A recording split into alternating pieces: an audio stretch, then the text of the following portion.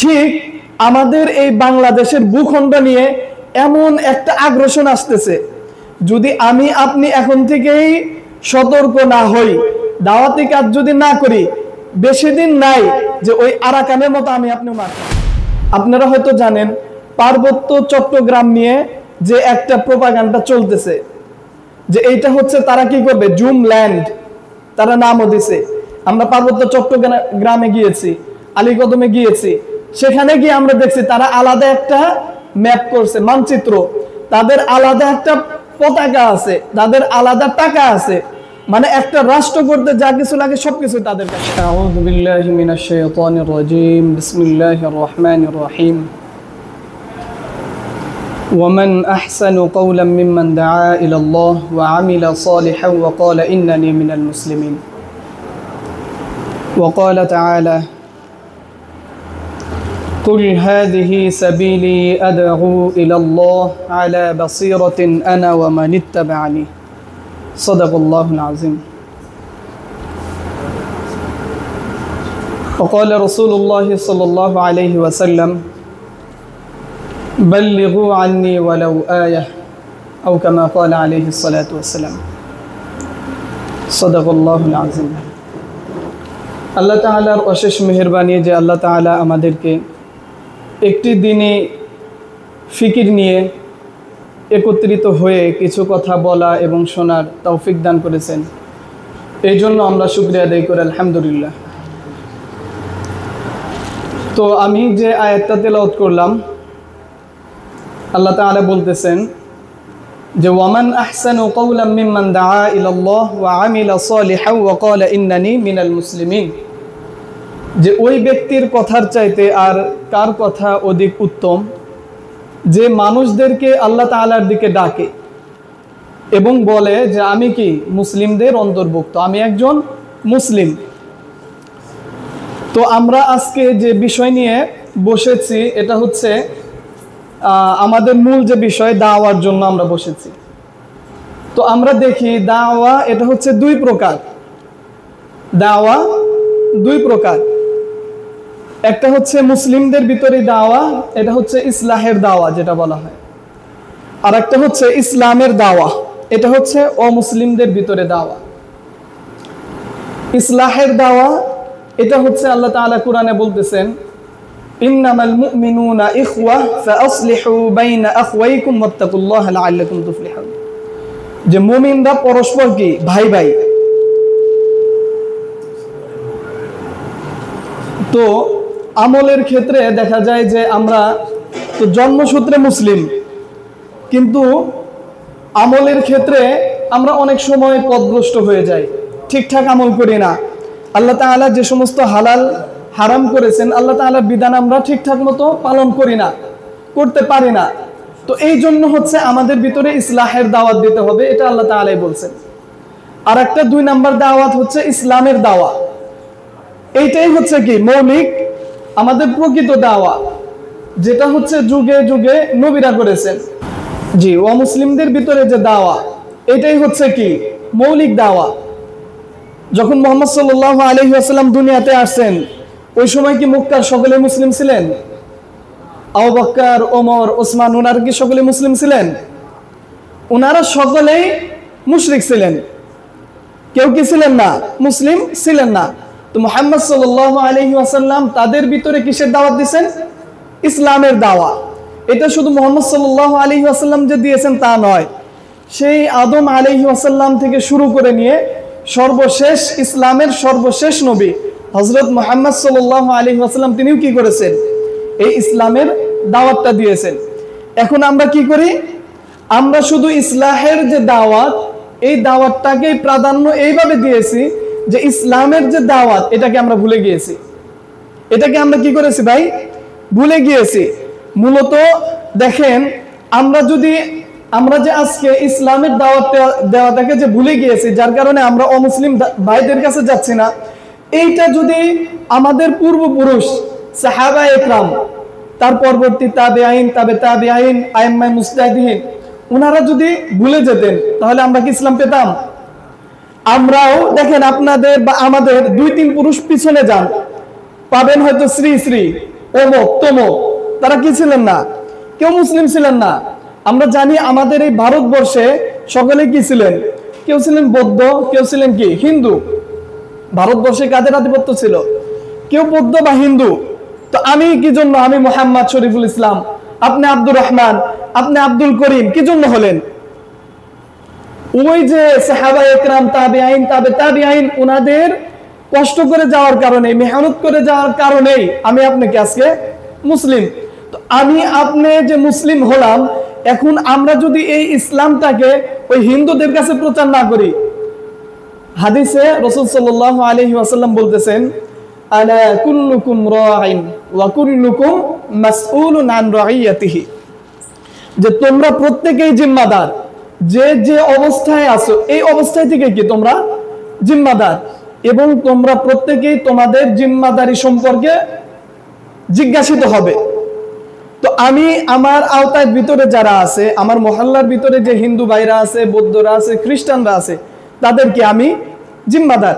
আমি যদি আজকে তাদের দাওয়াত না দেই, কিয়ামতের দিন যখন আল্লাহ তাআলার সামনে আমি দাঁড়াবো, ওই হিন্দু আমার বিরুদ্ধে কি করবে? অভিযোগ করবে যে হে আল্লাহ, আজান দিত, ওই ভাই মসজিদে যাইতো, কিন্তু আমাকে, ওনার স্বজাতিদেরকে নামাজের জন্য আহ্বান করছে, কিন্তু আমাকে কখনো কি করে নাই?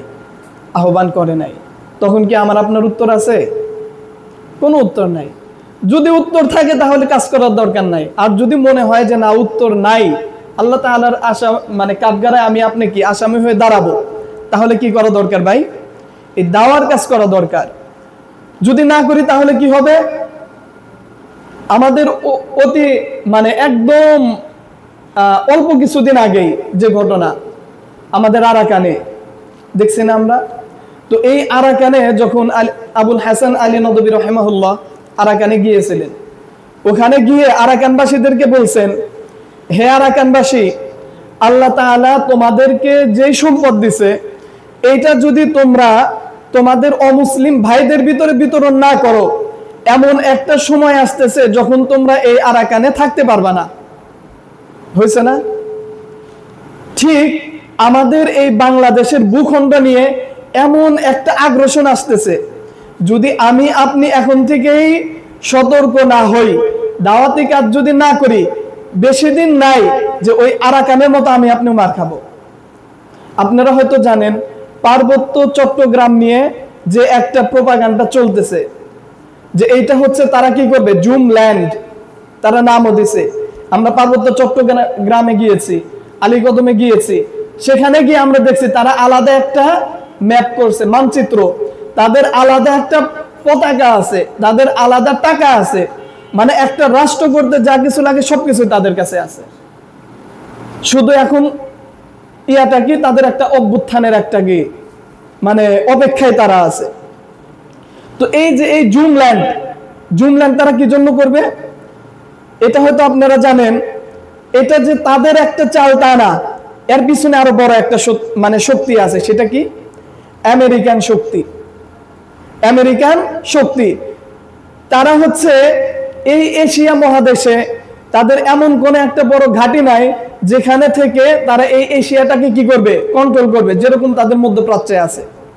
কিন্তু এশিয়াতে তাদের নাই, যার কারণে চীন বা জাপান কথা বললে তারা চুপ থাকে, কথা বলে না। কি জন্য? এইদিকে তাদের ঘাঁটি নাই। তো এইখানে তাদের প্ল্যান কি?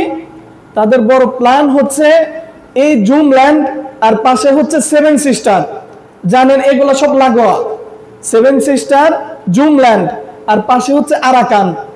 এই আরাকানের ভিতরে যে বিদ্রোহ, এটা তারা লাগাইছে, যে আরাকানে আর্মিরা পরে গিয়া লাস্টে তারা স্বাধীন একটা রাষ্ট্র নিব, এদিকে জুম ল্যান্ড হবে, এদিকে সেভেন সিস্টার, এমন একটা স্থান হবে এটা। এইখানে তারা কি করবে, আমেরিকান একটা ঘাঁটি বসাবে। এইটা হবে খ্রিস্টান সাম্রাজ্য, যেটা আমরা দেখছি পূর্ব ত্রিমুর, দেখছেন না আপনারা, যেটা হচ্ছে ইয়ে থেকে আলাদা করছে, ইন্দোনেশিয়া থেকে আলাদা করছে। তো এইভাবেই তারা একটা চাল চালতেছে যে বাংলাদেশ থেকে কি করবে, এইভাবে এই অঞ্চলটাকে আলাদা করবে। শুধু তাই নয়, আপনাদের এই কুষ্টিয়া নিয়ে কি চলতেছে, প্ল্যান চলতেছে, ষড়যন্ত্র চলতেছে, আপনারা হয়তো জানেন না। এটা কাদের? কাদিয়ানীদের, কাদিয়ানী ওনারা তো পশ্চিম অঞ্চলে কাজ করছে, এখন ওখানে ওনারা যা করছে ওই পর্যন্তই কি সীমাবদ্ধ, ওনারা আর বাড়বে না। কিন্তু এই যে এই কুষ্টিয়া নিয়ে তাদের কি নতুন একটা নীল নকশা তারা আঁকছে, যেখানে তাদের ওনারা সুযোগ পাইছে, কি সুযোগ, যে এখানে বিভিন্ন মতের, বিভিন্ন পথের, বিভিন্ন দর্শনের মানুষ বসবাস করে, তো তাদের ভিতরে প্রোপাগান্ডা ছড়ানোটা কি বেশি সহজ। তো আমাদের কি হওয়া দরকার, এখন থেকে সতর্ক হওয়া দরকার, সতর্ক হয়ে তাদের ভিতরে কি করা দরকার ভাই, কাজ করা দরকার। দেখেন আমি আপনি এই দিনের জন্য কি করছি, কিছুই করি নাই। মুহাম্মদ সাল্লাল্লাহু আলাইহি ওয়াসাল্লাম যার শরীরে মশা মাছি পড়া পর্যন্ত হারাম ছিল, উনি দিনের জন্য কি করছেন, নিজের রক্ত ঝরাইছেন। কি পরিমাণ রক্ত ঝরাইছেন, স্যান্ডেল পায়ের সাথে লেগে গেছে। সাহাবীরা কি করছেন, বিলাল রাদিয়াল্লাহু আনহু উঠাইয়া দেখাইছেন, ইসলামের জন্য কি করছেন। তার এই হাড়, শুধু হাড় বের হয়ে আছে, চামড়া চলে গেছে। খাব্বাব রাদিয়াল্লাহু আনহু কি করছেন, আমি আপনি কি করছি, দিনের জন্য কি করছি, আমি আপনি কিছুই করি নাই।